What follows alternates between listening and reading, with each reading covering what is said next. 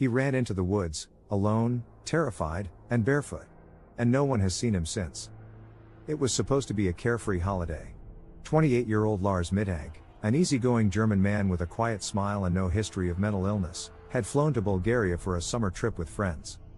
Sunny beach, cheap beer, loud music, and endless sunshine. Nothing strange. Nothing dangerous. But within a few days, something changed. Something inside him broke. Or was broken. July 2014. Lars was your average football-loving guy from northern Germany. No secrets, no drama, no signs of the darkness that was about to unfold. He and his friends arrived in Bulgaria and checked into a cheap hotel, ready for a week of sun-soaked partying. The kind of trip millions take every year. But on the fourth night, Lars got into a scuffle, reportedly over football rivalry. He was punched, possibly by multiple men. The injuries seemed minor, a ruptured eardrum, a small cut above the eye. But from that moment on, Lars's behavior spiraled into something deeply disturbing. A doctor advised him not to fly due to the eardrum injury. His friends offered to stay with him, but he insisted they go home. He would follow in a day or two.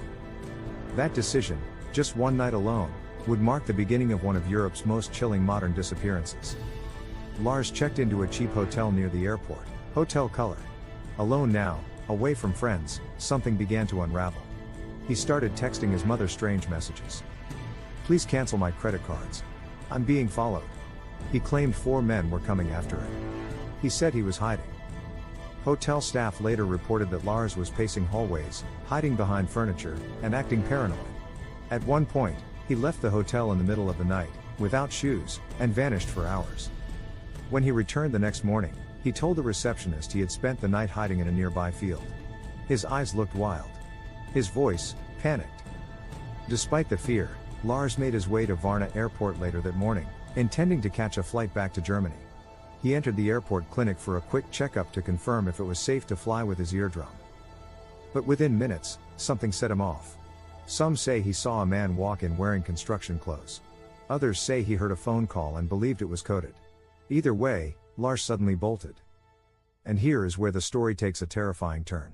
Surveillance footage captures it all. Lars calmly enters the clinic. Then, moments later, he sprints out of the room, leaving his luggage behind. He runs, through the airport terminal, past startled passengers, out of the building, across the parking lot. Barefoot. No shirt. No bags. Just fear. He climbs a fence and disappears into the thick forest that surrounds the airport perimeter. No one has seen him since. No sightings. No confirmed evidence. No remains. Just a trail of paranoia, a video of a man in full flight mode, and 1,000 questions that scream for answers. How does someone vanish in daylight, on camera, in a populated area? What was he running from? Who was following him, if anyone? And perhaps the most disturbing question of all, was Lars Mittank afraid of something real? Or was he running from something no one else could see? The world's most famous missing tourist left behind more than just luggage. He left behind a mystery so haunting, even seasoned investigators have no explanation. And it all began with a single punch in the night.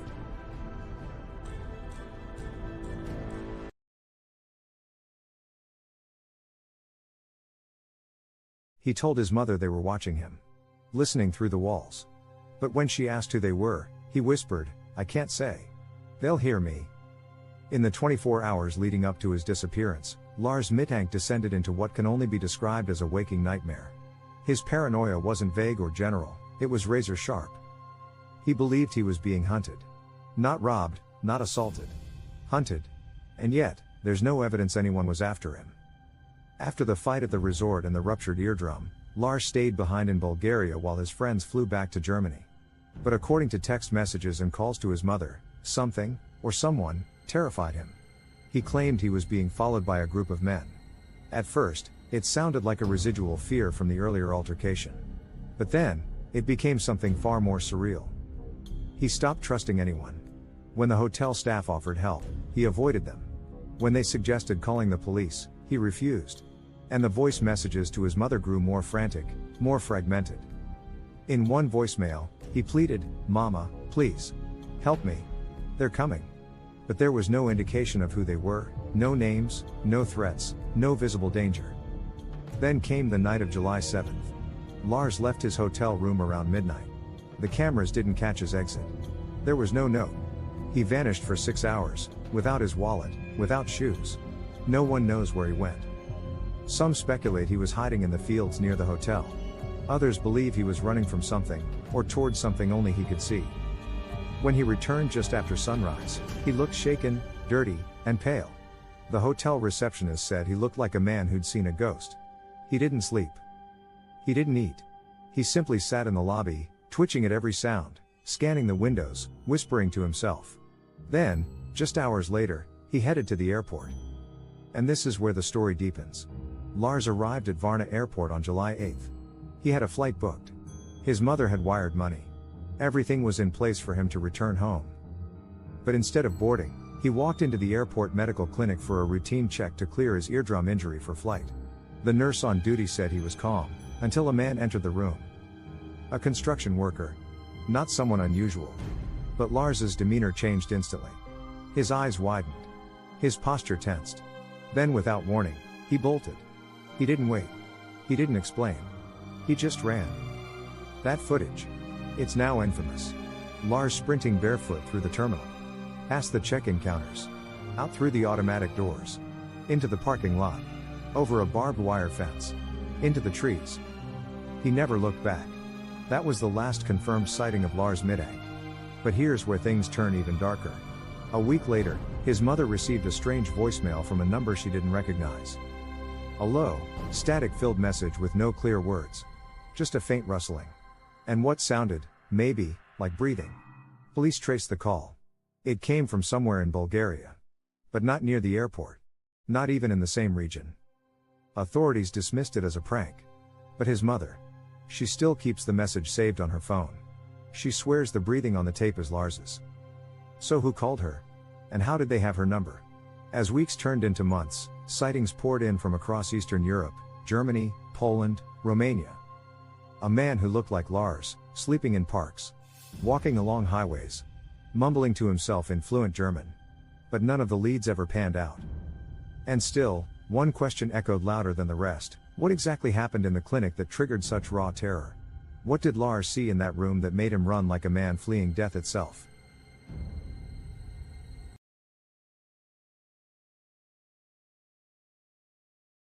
The forest Lars vanished into has a name, but the locals don't speak it aloud. Some say it's cursed. Others say it swallows people. Varna Airport sits on the edge of an ancient stretch of woodland. Dense, overgrown, and tangled with history. It's not a park. It's not a nature reserve. It's just there, feral, forgotten. And when Lars Mittank sprinted from that terminal in 2014, barefoot and panicked, that's where he ran. Search teams combed the area for days. Drones were deployed. Dogs were brought in. Volunteers scoured the thickets. But nothing turned up, not a shoe, not a trace of clothing, not a single footprint beyond the fence line. It was as if the forest had simply erased him. Stranger still, investigators reported that parts of the search zone were unnaturally quiet. No birdsong. No rustling. Even the dogs grew uneasy, often refusing to enter deeper sections of the woods. One handler claimed his dog began to whimper uncontrollably, then bolted back toward the road, something he'd never seen in his entire career. Was it just a coincidence? Or was there something buried deeper in that forest, something we're not supposed to find? Then came a tip, one that authorities kept out of the press. A local man, gathering firewood several miles from the airport, reported seeing a disoriented young man in the woods days after Lars disappeared. He said the man was limping, covered in scratches, and appeared confused. When approached, the stranger ran deeper into the trees and vanished again. The man swore it was Lars. Police returned to the area. But again, nothing. No fresh signs. No movement. No heat signatures. The forest refused to give up its secrets. And yet, this wasn't the first time someone had vanished near Varna. In 2008, a Bulgarian hiker went missing under nearly identical circumstances. Her last known location? Less than a kilometer from where Lars was last seen. Her body was never recovered. Locals whispered about military bunkers hidden in the trees, about Cold War surveillance stations sealed beneath the soil. Abandoned Soviet tunnels. Places never mapped, never explored. Conspiracy theorists soon latched on. They pointed to satellite images showing strange geometric clearings in the forest. Circular patches with no vegetation. Theorists claimed these were remnants of covert experiments, radio interference zones, or worse, underground chambers used for mind control testing. It sounded like fiction. But Lars's sudden paranoia, the static-filled calls, the abrupt flight from the clinic, none of it made sense in a normal context. So, the question emerged, did Lars discover something he shouldn't have? Was his paranoia a symptom of mental breakdown? Or a response to something real? Even more chilling were the words of a former airport staffer who came forward in 2016. She claimed the clinic Lars ran from was occasionally used by plainclothes military personnel. Not soldiers, she said, but men with no names on their IDs. They came every few months, stayed quiet, used the back rooms. When asked if any of them were there the day Lars disappeared, she paused. "I think so," she said. "I think he saw one of them. And he recognized what it meant." But what did it mean? A scared young man runs into a forest, never to return. A wilderness that has swallowed others. A clinic visited by faceless men. And rumors of Cold War ghosts still walking the dirt beneath Bulgaria. Something happened to Lars Mittank that day. But whatever it was, it didn't end at the airport fence. It began there.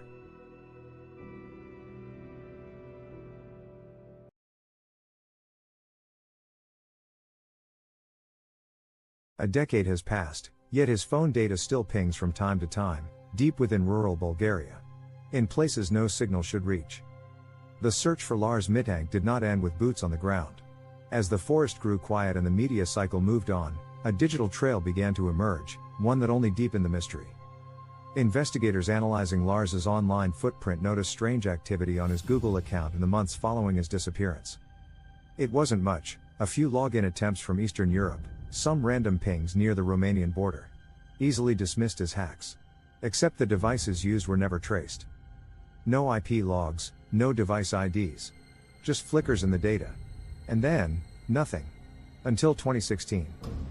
That year, a German cybersecurity group investigating dark web forums stumbled across something deeply unsettling. A blurry photograph, posted anonymously, of a man who looked shockingly like Lars. He was seated in a dim room, hunched over, gaunt, with long unkempt hair and eyes that seemed vacant. The caption read only, "He wouldn't stop asking for his mother." The image vanished within hours. Attempts to trace its origin failed. But those who saw it were shaken. His mother included. Then came another whisper, this time from a woman traveling alone through Romania in 2017. She claimed to have met a man on a train platform near Constanța, who looked disoriented and refused to speak. He wore mismatched clothes, carried no luggage, and stared intensely at people's faces, as if searching for someone he recognized. When authorities arrived, he was gone. Her description of his face matched Lars almost perfectly, down to the scar above his eyebrow. Was he still alive? Wandering Europe in a fugue state? Or was something else at play, something darker? Theories spiraled. One suggested Lars was a victim of illegal medical testing, abducted, sedated, kept alive for purposes unknown. Another speculated he'd fallen into the hands of a trafficking network, one that uses experimental psychological torture to erase identities. And then, there was the theory no one wanted to speak aloud, the one that had no logic, no grounding in reality, but refused to go away. That Lars wasn't just being followed, but watched. Not by people, but by something else. Journalists revisiting the case uncovered a series of unsolved disappearances in Eastern Europe dating back 20 years, all involving men between the ages of 25 and 30, all with similar physical builds, all vanishing near forests, airports, or border zones. None were ever found. The connections were tenuous, but the pattern, if real, hinted at something chilling. A retired Bulgarian detective who worked Lars's case agreed to speak off record. He claimed that midway through the investigation, two men from a Western intelligence agency requested full access to the files. They were calm, polite, he said, but there was a heaviness to them, like they already knew how it ended. When asked what he believed happened to Lars, the detective paused for a long time. "I don't think he ran because he was crazy," he said. "I think he ran because he finally understood what he was caught in. And once he knew, they couldn't let him go." That phrase echoed in every dark corner of the case. They couldn't let him go. So who were they? And more importantly, where is Lars now? The digital ghosts, the photo, the rumors, the sightings, they all point to one terrifying possibility, that Lars is still alive, somewhere. But if that's true, why hasn't he come home?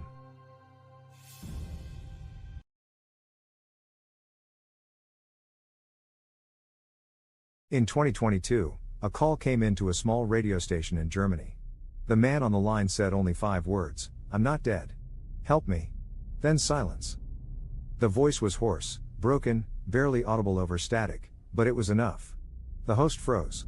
And the listeners, many of whom had followed the Lars Mittank case for years, erupted. Was this it? After nearly 8 years, had Lars finally reached out? Voice recognition experts were brought in. Old voicemail samples from Lars's mother were pulled. When compared, the results came back with a 78% vocal match, just below the threshold for certainty, but high enough to cause a storm. Police dismissed the call as a hoax. But private investigators were not so quick to let it go.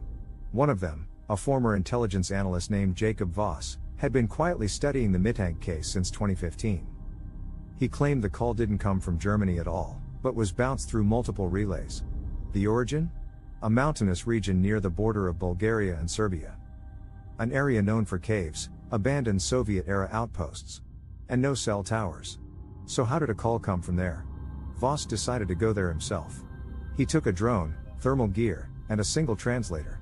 What he found chilled him to the bone.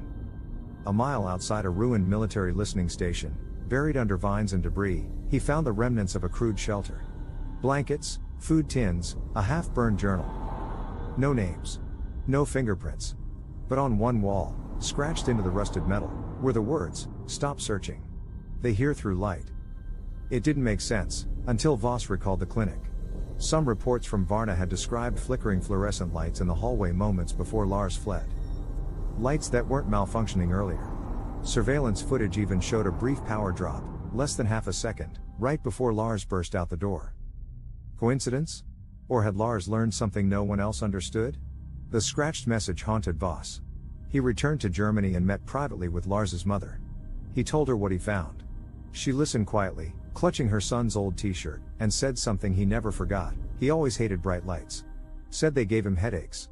Even as a child. And then she said something else. The day before he left for Bulgaria. He told me a strange man approached him at a gas station. He said they had a job for him. That it involved sound experiments. Lars thought it was a prank.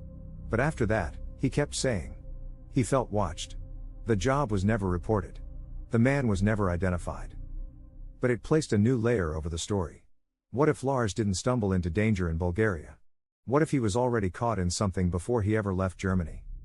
Suddenly, the idea of his paranoia being random fell apart. Someone reached him before the trip. Someone followed him after the fight. And someone, possibly, still holds him now. But if that scratch on the wall was really his message, why would he beg us to stop searching? Unless the search itself is what's endangering him. Unless watching this story is feeding it.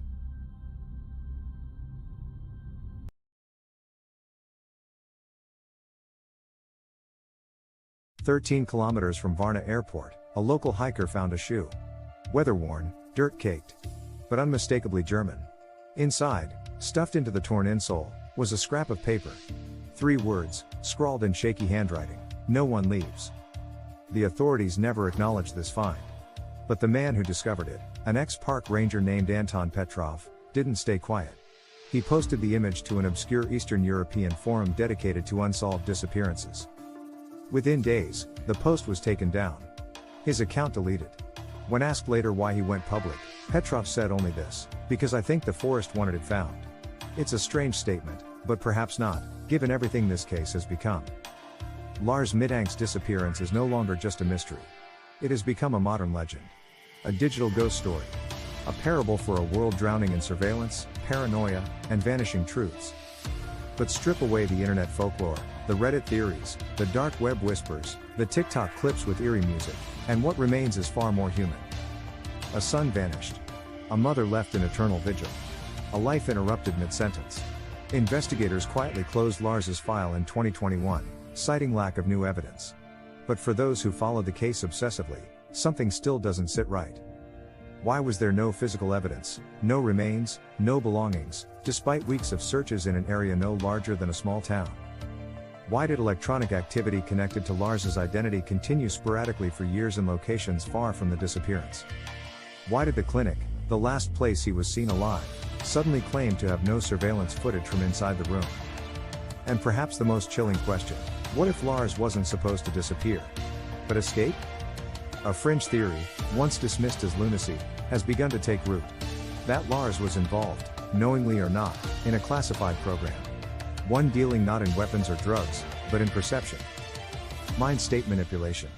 Electromagnetic testing. That the fight in Sunny Beach may have been staged.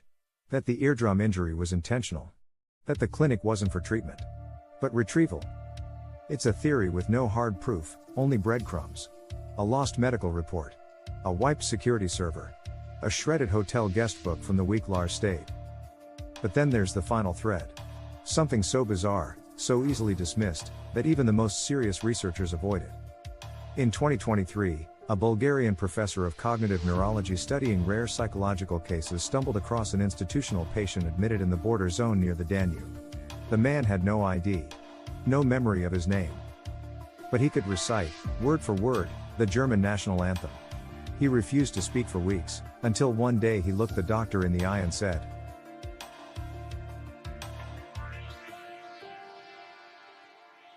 "You're not real. You're one of them." When shown a photo of Lars Mittank from 2014, he cried. No DNA was taken. No official match. The clinic where he was held burned down 3 months later in an unexplained electrical fire. No patient records survived. Lars's mother still holds on to hope. She leaves her porch light on, every night. She says if he ever makes it back, even after all these years, he'll know which house is his. But perhaps he already came back, and couldn't stay. Or maybe, some part of him never left the forest at all. Because when you look closely at the trees outside Varna Airport, long enough, hard enough, some swear they've seen him. Just standing. Watching. As if waiting for something. Or someone. To finally understand.